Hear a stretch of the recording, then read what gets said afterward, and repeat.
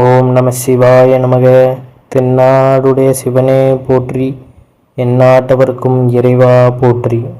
நாளைய தினம் பார்த்தீங்கன்னா பௌர்ணமி தினத்தோடு புரட்டாசி 1ஆம் தேதியும் பிறக்க இருக்கின்றது. நாளைய தினம் நம்ம இந்த ஒரு வழிபாடை செய்யும் பொழுது, பௌர்ணமி திதியன்று நாளைக்கு இந்த விஷயங்களை நம்ம முறையாக செய்யும் பொழுது அடுத்த பௌர்ணமிக்குள்ளே பார்த்தீங்கன்னா நமக்கு இருக்கின்ற அனைத்து விதமான கஷ்டங்களுமே நீங்கும் என்பது ஐதீகம். நாளைய தினம் 17/9/2024 செவ்வாய்க்கிழமையோடு பௌர்ணமி திதியும் சேர்ந்து வரவிருக்கின்றது. ஒவ்வொரு மாதமுமே பார்த்தீங்கன்னா பௌர்ணமி அமாவாசை என்பது வரும். பௌர்ணமியும் அமாவாசையும் மிகவும் முக்கியமான தினங்களாக கருதப்படும். நம்ம செய்யக்கூடிய வழிபாடுகளும் பரிகாரங்களுக்கும் மற்ற நாட்களை விட இந்த நாட்களில் பார்த்தீங்கன்னா அதிக பலன்களை தரக்கூடிய அளவுக்கு சக்தி இருக்கும் அப்படின்னு கூறப்படுகிறது. அதனால தான் அன்றைய தினத்தில் பலரும் தங்களுடைய குலதெய்வ ஆலயத்திற்கு சென்று வழிபாடு செய்வார்கள், கிரிவலம் செல்வாங்க. இப்படி நிறைய வழிபாடு முறைகளை செய்து அதற்கான பலன்களை பெறுவாங்க. அதே சமயம் தங்களுடைய வாழ்க்கையில் தடைபட்டு இருக்கக்கூடிய காரியம் நிறைவேற்றுவதற்காகவும் பரிகாரங்களை செய்வார்கள். இந்த முறையில் மிகவும் எளிமையாக சில வழிபாட்டு முறைகளையும் உங்களுக்கு இதில் எது தோணுதோ, எது உங்களுக்கு முடியுமோ அதை செய்து நீங்கள் பலன் பெறலாம் அப்படிங்கிறது.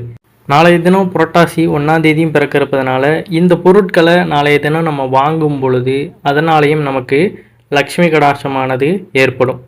அது என்ன வழிபாடு முறைகள், என்ன வாங்கணும் அப்படிங்கிற ஆன்மீக சார்ந்த பதிவை நம்ம இதில் காணலாம்.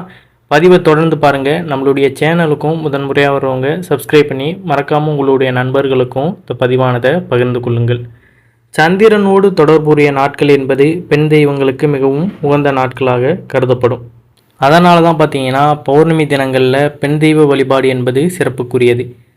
அருகிலுள்ள அம்மன் கோயில்களுக்கு சென்று முக்கியமாக பார்த்தீங்கன்னா காமாட்சி அம்மனை வழிபாடு செய்வது மிகவும் நல்லது. எப்படி நம்ம பௌர்ணமி தினத்தில் பெண் தெய்வ வழிபாட்டுக்கு முக்கியத்துவம் கொடுக்குறோமோ அதே போல் தான் அமாவாசை தினங்களில் உக்கிர தெய்வ வழிபாட்டுக்கும் நம்ம முக்கியத்துவம் கொடுக்கணும். இதோடு மட்டுமல்லாமல் அமாவாசையில் நம்முடைய முன்னோர்கள் வழிபாட்டையும் அமாவாசை தினத்தில் நம்ம மேற்கொள்கிறோம். இப்படி அமாவாசை பௌர்ணமி தினங்களில் சில சிறப்பு மிகுந்த வழிபாடுகளை நம்ம தொடர்ச்சியாக செய்யும் பொழுது நம்முடைய வாழ்க்கையில் நல்ல மாற்றம் ஏற்படும் என்பது தான் உண்மை. அதனால தான் நாளைய தினம் பார்த்திங்கன்னா உங்களுக்கு எப்படிப்பட்ட கஷ்டங்கள் இருந்தாலும் இந்த பொருட்களை வாங்குங்க, இந்த வழிபாடை செய்யுங்க. ஏதோ ஒன்று நீங்கள் நாளைய தினம் மனமுருகி வேண்டும் பொழுது உங்களுடைய பிரார்த்தனையின் நிமித்தமாக அடுத்த பௌர்ணமிக்குள்ளேயே அது உங்களுக்கு சரியாகிவிடும், இல்லைன்னா கிடைக்கப்பெறும் அப்படிங்கிறது. ஏன்னா நாளைய தினம் செவ்வாய்க்கிழமை அப்படிங்கிறது பார்த்திங்கன்னா முருகப்பெருமானுக்கு உகந்த நாள். தமிழ் மாதத்தோட புரட்டாசி நாளைக்கு 1ஆம் தேதியும் அதோடு சேர்ந்து வருது. அது பெருமாளுக்கு உகந்த நாள். அதற்கப்புறம் பௌர்ணமி. இப்படி இவ்வளவு விஷயங்கள் அடங்கிய ஒரு நாளாக, ரொம்பவும் அற்புதமான நாளாக இருப்பதனால தான் நாளைய தினம் முக்கியமாக வழிபாடு செய்யுங்க. இறை வழிபாட்டில் கவனம் செலுத்துங்க. பெண்கள் காலையிலே எழுந்து பார்த்தீங்கன்னா சுத்தமாக குளித்து விட்டு பிரம்ம முகூர்த்தத்திலே நீங்கள் வழிபாடு செய்ய ஆரம்பித்து விடலாம். ஒரு விளக்கேற்றி அன்றைய தினத்தை நீங்கள் தொடங்கும் பொழுதே அது சிறப்பான நாளாக இருக்கும். அதே போல் நாளைய தினம் பார்த்தீங்கன்னா மஞ்சள் வாங்கிட்டு வரலாம், துவரம்பருப்பு, இதெல்லாம் நம்ம வீட்டிற்கு நாளைய தினம் பார்த்தீங்கன்னா லக்ஷ்மி கடாசம் மிகுந்த பொருட்கள் அப்படிங்கிறது நமக்கு தெரியும். அதையுமே நம்ம வீட்டிற்கு நாளைய தினம் வாங்கி கொண்டு வரும் பொழுது லக்ஷ்மி கடாசமும் நம்ம கூடயே வரும் அப்படிங்கிறது ஐதீகம். அதனால் நாளைய தினம் இந்த பொருட்களையுமே நம்மளுக்கு தெரியும்ல, உப்பு, மஞ்சள், அந்த குண்டு மஞ்சள், அரிசி, கோதுமை, இப்படி எது வேண்டுமானாலும் நாளைய தினம் நம்ம வாங்கிட்டு வருவது பார்த்திங்கன்னா லக்ஷ்மி கடாசத்தை நம்ம கூடயே கொண்டு வரும். நகை வாங்கணும், என்ற நாளில் வாங்கினா நகை எப்பொழுதுமே நம்ம கூடயே இருக்கணும், நகை சேர்ந்து கொண்டே இருக்கணும்னு நினைக்கிறவங்க நாளைய தினம் நகை வாங்கினாலும் கடைகளுக்கு சென்று வாங்குங்க. அது அப்படியே நமக்கு நிலைத்து இருக்கும். எந்த ஒரு காரியத்தினாலும் அது நம்ம விட்டு போகாமல் அடகு வைக்காமல் அப்படியே இருக்கணும்னா நாளைய தினம் நகை வாங்க வேண்டும் என்று நினைப்பவர்களும் நாளைய தினம் போய் வாங்கிட்டு வாருங்க. அதுவும் மிகவும் நல்லது. அதே போல் ஒரு பெரிய தொழில் செய்கிறவங்க, ரொம்ப பெரிய தொழில் செய்துக்கிட்டு இருக்கீங்க, திடீர்னு ஏதாவது ஒரு கஷ்டம் ஏற்படுது, நஷ்டங்கள் ஏற்படுது, இல்லை அந்த பொருளாதார வளர்ச்சி நமக்கு கொஞ்சம் கொஞ்சமாக குறைஞ்சிக்கிட்டே வருது, நல்லா ரன் ஆகிட்டு இருக்க ஒரு கம்பெனி பார்த்திங்கன்னா திடீர்னு ஸ்லோ டவுன் ஆகுது, அப்படியே பின்தங்கிக்கிட்டே வருதுன்னா ஒரு சத்யநாராயண பூஜையுமே செய்துவிட்டு முறைப்படி அந்த பூஜையை பார்த்திங்கன்னா சத்யநாராயண பூஜையை நாளைய தினம் செய்யும் பொழுது அதுவும் இன்னும் சிறப்பாக இருக்கும். இந்த சத்யநாராயண பூஜை பார்த்தீங்கன்னா கணபதி ஹோமம் நம்ம வீட்டில் வளர்க்குறோம் பார்த்தீங்களா, வீட்டில் உள்ள எதிர்வினைகள் எல்லாமே அகன்று அந்த வீடே பார்த்தீங்கன்னா இன்னும் நல்லபடியாக அந்த வீட்டை சுற்றியும் சரி உள்ளேயும் எவ்வளோ எதிர்வினைகள் இருந்தாலுமே அதை அகல வேண்டும் அப்படிங்கிறதுக்காக பார்த்திங்கன்னா நம்ம கணபதி ஹோமம் வளர்ப்போம்.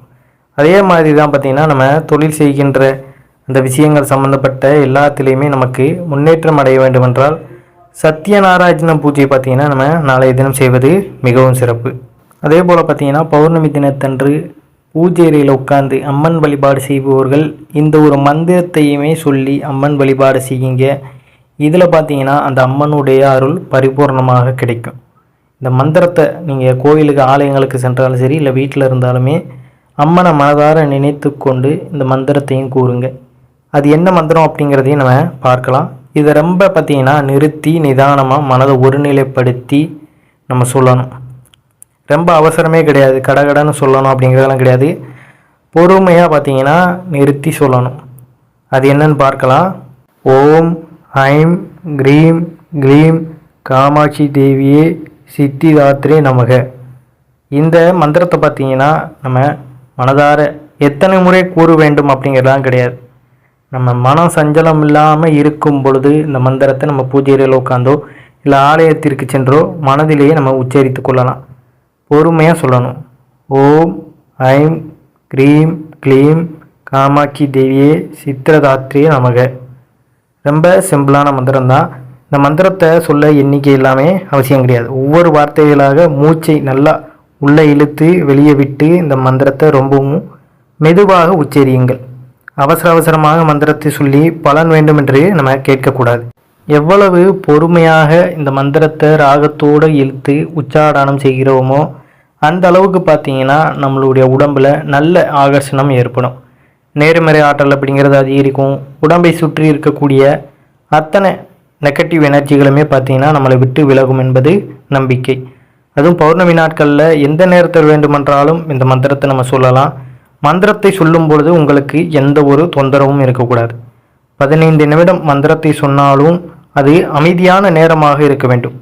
மனதை ஒருநிலைப்படுத்தி இந்த மந்திரத்தை உச்சரித்து பாருங்கள்.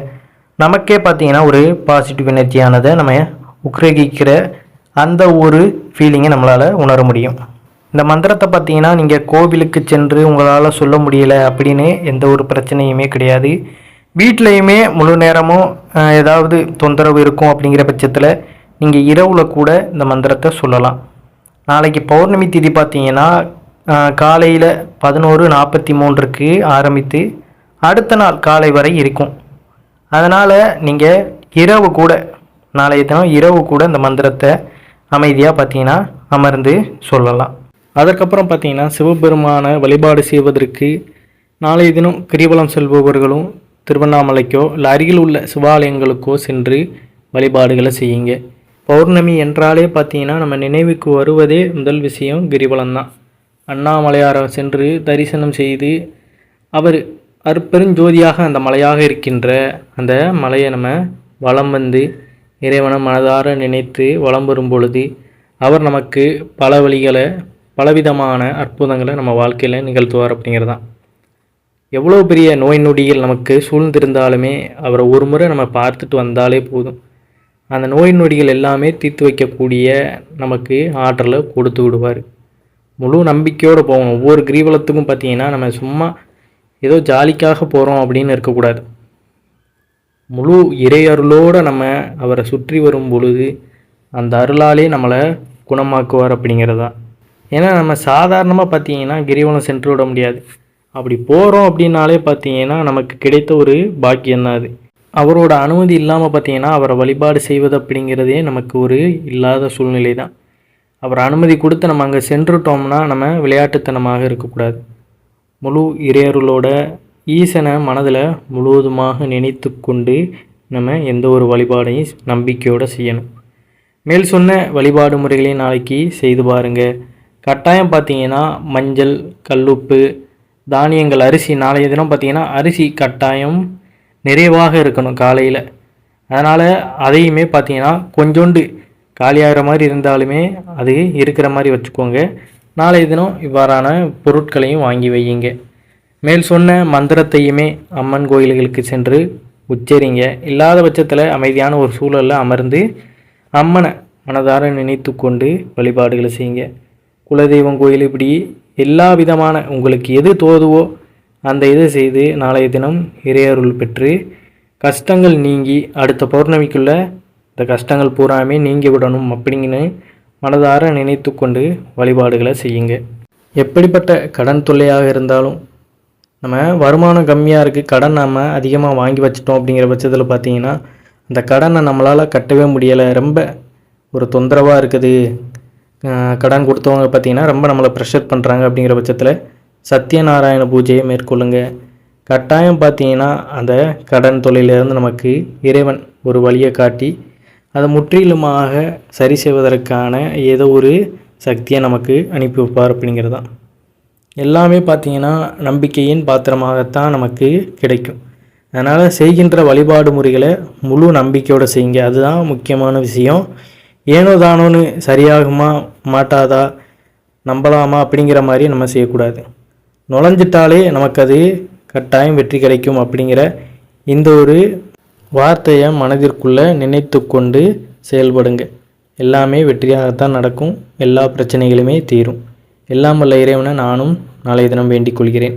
அனைவரும் என்றும் இறையருள் பெற்று நலமுடன் வாழ வேண்டும். நன்றி, வணக்கம். ஓம் நம சிவாய நமக.